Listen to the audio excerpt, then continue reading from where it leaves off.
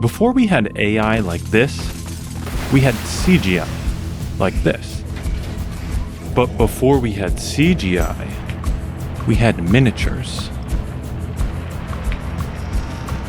What if I told you the Hudsucker Proxy, The Shadow, and Batman Forever all took place in the same world?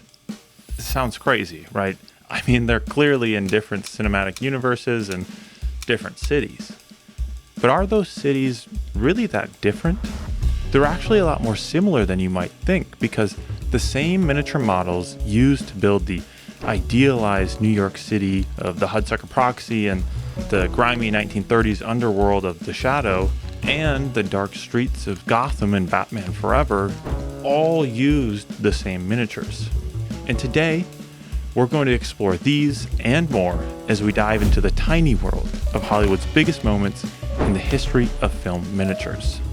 Okay, but before we really dive into it, let's get rid of this green screen set. I thought since I'm learning about miniatures, I might as well build my own and figure out exactly how it works. Our story starts in a converted greenhouse studio outside of Paris, where Georges Méliès, a stage magician turned filmmaker, redefined what was possible with filmmaking. As a magician, he understood the power of illusions, misdirection, and most importantly, how to make audiences believe in things that weren't really there. Using his expertise in magic, he crafted spectacular illusions and created some of the first documented special effects shots ever seen, including miniatures. Méliès knew something fundamental about cinema. The camera just doesn't know how big something really is. A 6-inch model can look like a 60-foot spaceship if you light it right and frame it properly. In his film A Trip to the Moon, the rocket ship that crashed into the moon's eye became one of the first iconic images in film, even though that rocket was only a few inches long. He utilized the power of miniature to create impossible shots and fantastical sci-fi worlds made of cardboard and canvas. And paired with a keen eye for perspective, these tiny props became massive ships and landscapes, and crazily enough, they hold up surprisingly well for being 120 years old. Méliès' prolific filmmaking career, spanning over 500 films, although many were lost before they were ever preserved, pushed the boundaries of what miniatures could do for early storytelling. But our next filmmaker took miniatures beyond that of just props and set pieces, and instead created entire cities out of them. Fritz Lang, the famed Austrian director, created the film Metropolis, a futuristic urban dystopian story examining the disparity between the different classes of citizens. The film continued to push the boundaries of how miniatures could be used as a serious cinematic art form, constructing the idyllic city with towering buildings that effects expert Eugene Schuften populated with people utilizing his pioneered Schuften process. It uses a mirror at a 45-degree angle between the camera and the miniature. Then, through the viewfinder, he lined up where actors would be placed in the distant city. Then he removed a small section of the reflective layer of the mirror, allowing the distant actors behind the mirror to be seen through that clear section, making them appear to be within the reflected miniature set. This unique process helped to marry both elements together in a way that early stop motion and multi-exposure effects just couldn't replicate, adding a bustling feeling of life to the miniature cityscape. These silent era films proved that as long as you could build it small, you could make it look huge. And if you could do that, the stories that you could tell and the worlds that you could build were bound only by your imagination. All right, I'm back from the store and I got a bunch of stuff that I think will work, but I might need some other things. We'll go through quickly what I got. Popsicle sticks for a wooden floor. Brushes, had those already. Glue sticks. Paint, had that already. Some glues, wood, regular white glue, Mod Podge, super glue. And I got, well, I guess I didn't get these. I had these already. These are little magnifying clip-on glasses. And I'm just gonna use cardboard for the floor and the walls. You know, we'll see how it works. If I need to change that, I will. If I need to go get other stuff, I can do that. But for now, I think this is a good place to start. I think I'll probably start with just building out the structure in cardboard and putting down wooden floor. Now we begin the long and tedious process of cutting 100 of these popsicle sticks into square boards that can then be laid out across here and then painted to be a little bit of a darker wood to act as the floor. The 1930s arrived with crushing economic collapse in the US as the Great Depression led to widespread unemployment, poverty, and hardship. And bank after bank across the country is hit by panic withdrawals. New lines appear on American streets, depositors swarming to snatch out what savings they have left before it's too late. And political instability within the world led to the rise of dictatorships and escalating global tensions that ultimately would throw us into World War II. But movie theaters allowed people, if only for a short time, to escape these hardships and be taken into a fantastical world. And no film allowed for a larger escape than Marion Cooper and Ernest Schoedsack's 1933 film, King Kong. Bellowing out roars from lions and tigers, King Kong dominated the screen and pioneered the action-adventure creature feature genre. But in reality, that hulking gorilla wasn't so hulking, with one armature measuring only 24 inches and the second a measly 18 inches tall.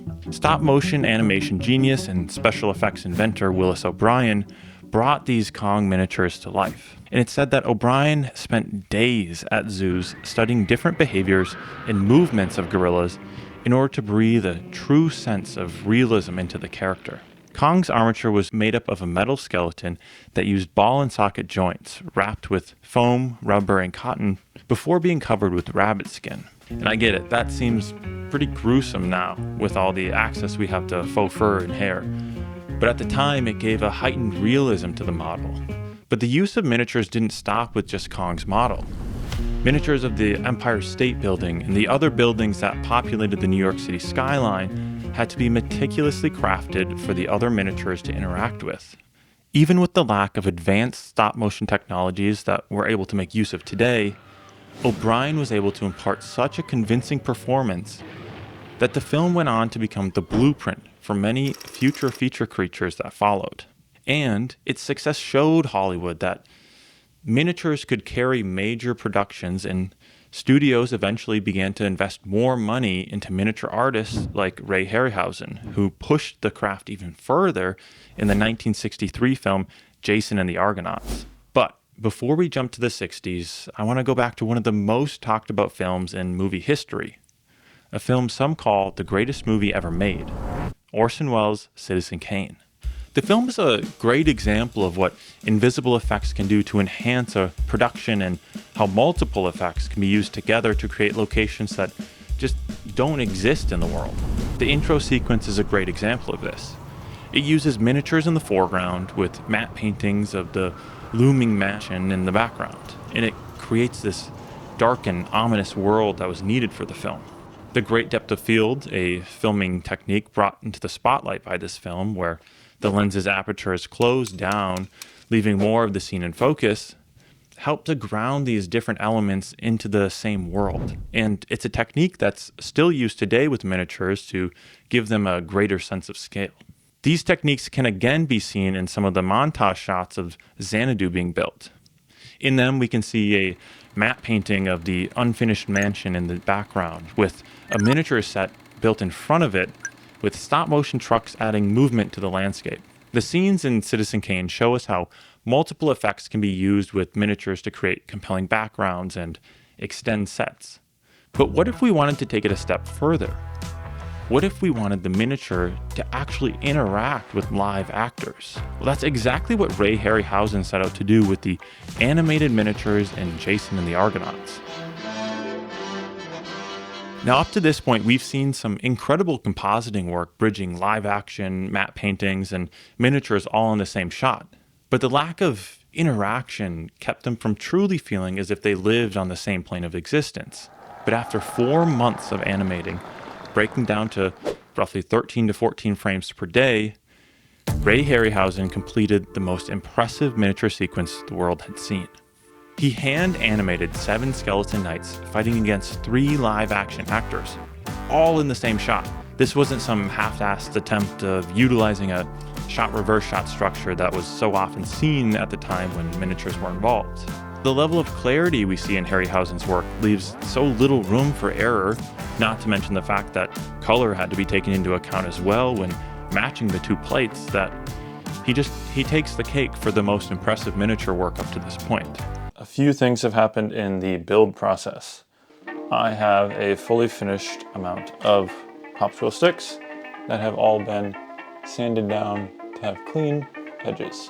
I also have this little pile of sawdust that I'm going to use with this regular glue that I tested on these little guys here. They stick really well. And I'm going to use that as a wood filler to fill in any of the gaps that might be there, because these are not perfectly straight, these cutters that I used. So there's some gaps, and popsicle sticks are not created perfectly straight without bends and knots and whatever. I also just grabbed the mail, and the bookshelf that I got has arrived. I do think it's a really ugly shade of wood. It's this like sickly yellow, but I think with maybe a little bit of sanding, a little bit of painting, we can fix that and have it be a color that actually looks nice. I also got a bunch of books. This is something I would never have made because it seems really tedious. I don't have a printer, so. When the term miniature is mentioned, one genre immediately comes to mind before any other, and that's science fiction. Sci-fi films have long utilized miniatures to tell their larger-than-life stories of distant planets and otherworldly threats. And the space craze of the 50s and 60s was the perfect backdrop for this pairing to really take off. Does not intend to founder in the backwash of the coming age of space. We mean to be a part of it. We mean to lead it. And in 1968, Stanley Kubrick went to work creating the most realistic sci-fi film ever. But there was a problem. The actual NASA spacecrafts just didn't look as impressive as he wanted them to on camera. So he worked with Douglas Trumbull to build one that did. Now, Trumbull's contributions to 2001: A Space Odyssey went far beyond that of just making the miniatures, but for the sake of staying on track with this video, we'll save that conversation for a different time. These models were built to endure the closest scrutiny of the camera. Kubrick created spacecraft miniatures so detailed, they included tiny nuts and bolts. The Discovery 1 was 8 feet long and took months to build because every single light, every single panel, and every single surface was crafted to convince audiences that this was real. It's a silent film in the sound era, and it tells the story visually rather than with dialogue. I mean, if you watch the film, the first dialogue doesn't actually appear until you're some 30 minutes in. And because of this, the visuals needed to carry the weight of the film. And the miniatures had to be the best the world had ever seen if they were going to do that. It was the beginning of a revolution, not only just for visual effects, but for the sci-fi genre. A genre that previously had been filled with more so entertainment than with art. It was, and in many people's opinions still is, the greatest example of traditional special effects work in film. I mean, there's a reason why so many later films borrowed the look of 2001. Previous films like the 1953 War of the Worlds showed spaceships as these smooth, retro, futuristic flying saucers. But Kubrick's ships took design cues from engineers, not just Hollywood prop shops. The film defined a leap in the artistry surrounding miniatures, but it only marked the beginning for a new era of sci-fi film and television. And a young filmmaker named George Lucas was taking notes. All right, build project update time. The floor is basically done. It just needs to be painted. So it has a little bit of a darker finish. Next thing, this is the walls. And I tried out putting spackle on some cardboard to give it like a drywall-esque texture, but it curved the cardboard, which does not help. It makes things very hard actually, and it also has the kind of corrugated dimples So I don't think that's going to work because those will just be like, maximized in the miniature shot. So we have some of this here, which is colored matte board. So, like the mats you would use to frame a photo or a piece of art. Got a bunch of different colors to choose from. And I think I'll use this actually. Now the next big decision to make is what color walls do we choose? And the last thing to decide is if I'm gonna attempt a window. I know I can go out and purchase a window to put in, but I think it might be good to try and make one out of these. So we will see if I attempt that. Then I would need to go to the store and get some plexiglass, probably, unless I used like wax paper as like a frosted window and just blew it out. That might work actually. I will test these with some wax paper and see if I can just blow out the highlights a little bit and have it still look decent. In 1975, Lucas founded Industrial Light and Magic, known commonly as ILM, with the goal of creating the most exciting space battles ever filmed. Building off of the groundbreaking work done for the models in 2001: A Space Odyssey, he further pushed this kit-bashed futuristic look, pulling pieces from other model kits and old electronics and honestly what some people might just consider plain garbage. But with trained artistic eyes and some incredible paint jobs, the mashed together kits took on the iconic forms of spacecrafts known across the globe, like the Millennium Falcon and the Death Star. Now they may have used a similar approach to kit bashing as 2001 did, but there was a distinct visual departure from the clean and methodical look of the crafts in Kubrick's films. The ships in Star Wars had a worn and weathered look to them, as if they had actually been surviving an intergalactic war for years and years and were cobbled together from pieces from junkyards and old decrepit ships of the past. They gave this world a feeling of a long history, that these ships had already survived a lot before we've even entered the story, making it all the more believable. This look also helps distinguish the wealthy ships of the Empire from those of the Rebel fighters. While the Empire's fleets look pristine, the Rebel ships look as if they had been fighting a war with very few resources and the need to stretch out the lifespan of every piece of equipment. This grounded look that helps define this whole franchise is largely due to the concept work Lucas directed from artists like Ralph McQuarrie. His concept art built the visual language of Star Wars with illustrations of TIE fighters and Star Destroyers that eventually became the blueprints for the miniature builders at ILM led by Grant McCune. Coming off of the Jaws production, McCune brought a level of precision and care to the minis, making sure that every panel line, texture, and component added to the world Lucas was building. These striking and highly detailed miniatures formed the base of many of the special effects in the franchise. But in order to create those space battles that Lucas envisioned, he needed a way to film the spaceships moving in dynamic motion as they emulated the dogfights seen in aerial combat. And this is where the legendary special effects pioneer John Dykstra comes into the picture. After Lucas was unable to secure Douglas Trumbull for the films due to a scheduling conflict with Spielberg's Close Encounters of the Third Kind, which is understandable,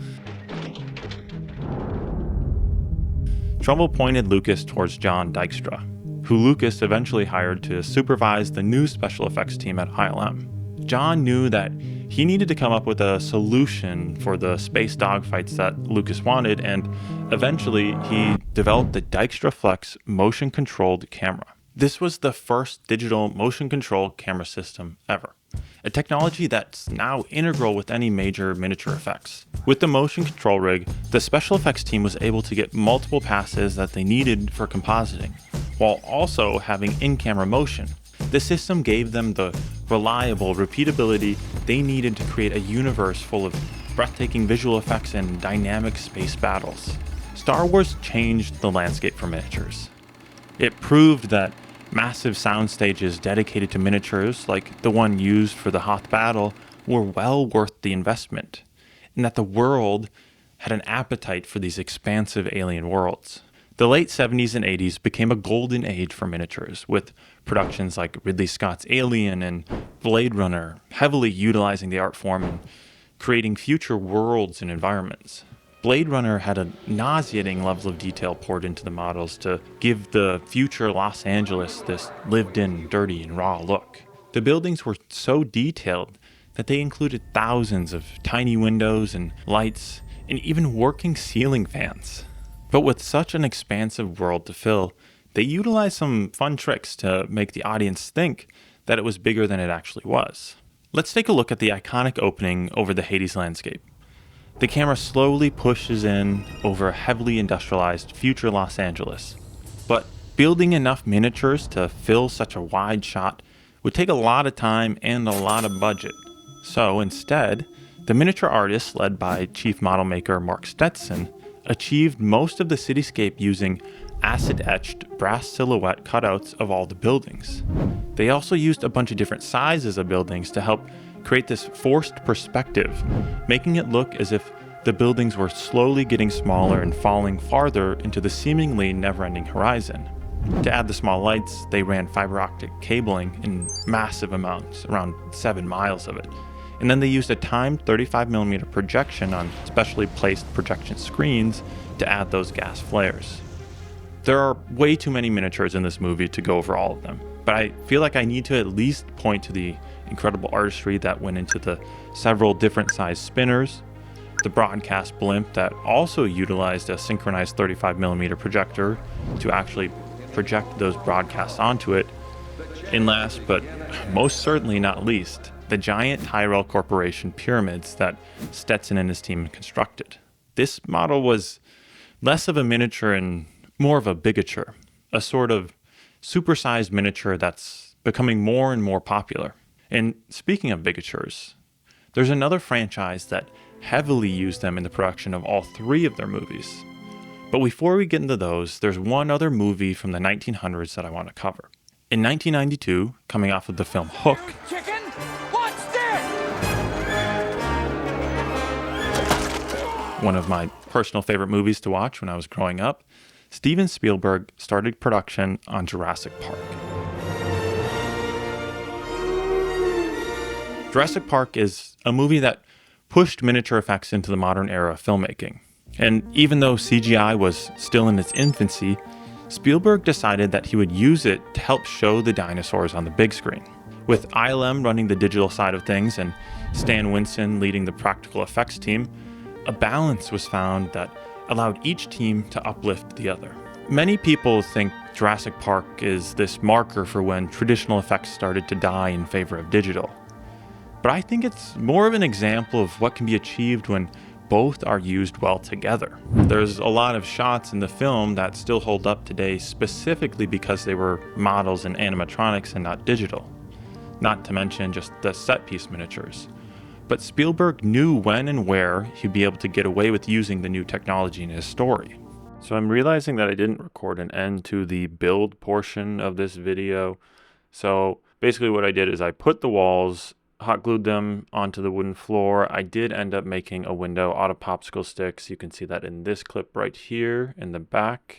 And I think it was good. I didn't end up going with wax paper. I just took that off and put like a green piece of paper as a green screen on the back, which was the obvious solution the whole time.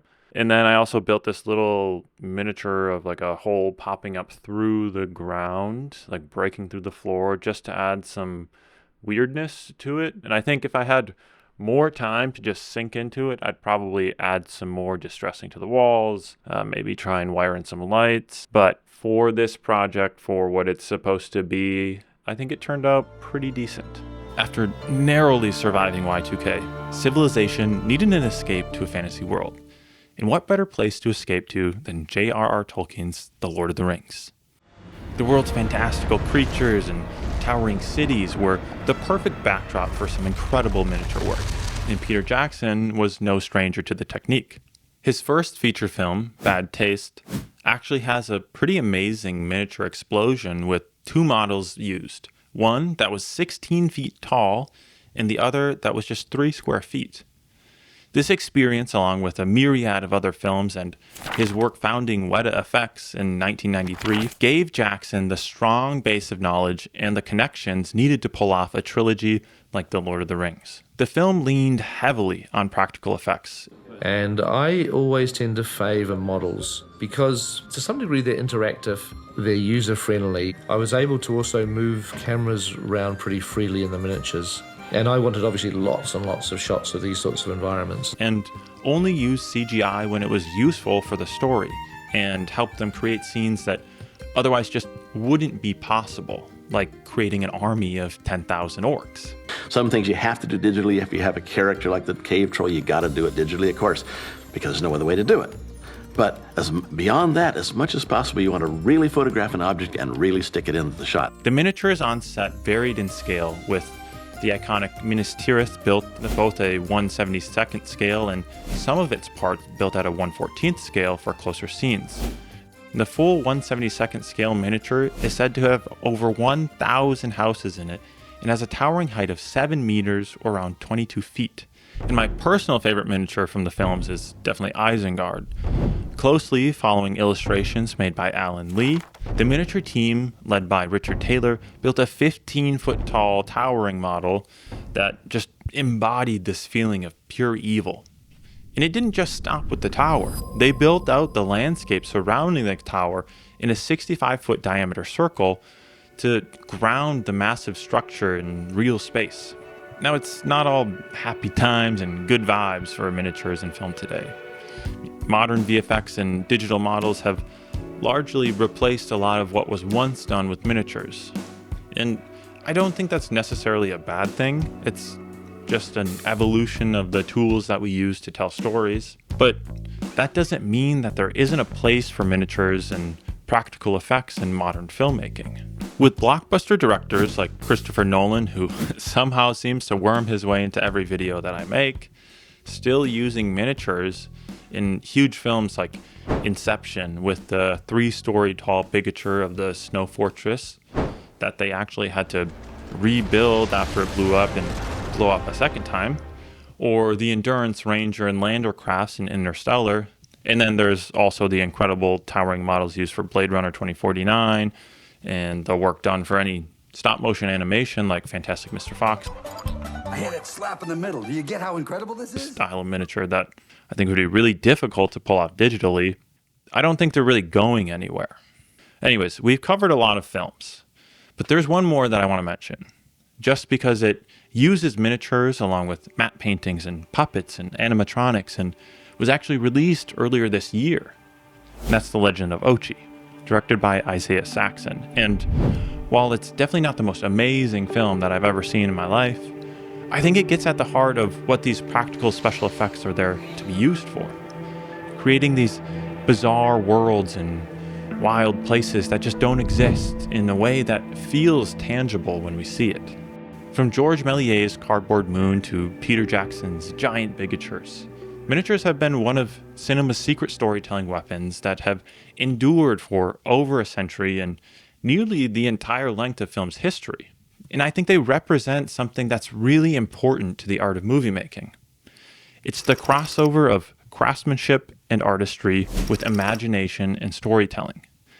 Taking these impossible worlds that are living inside our heads and giving them life in a physical space for audiences to enjoy. And if you enjoyed this video, please leave a like, and if there are any film miniatures that I missed that you think other people need to know about, leave a comment down below and let us all know. And as always, thanks for watching.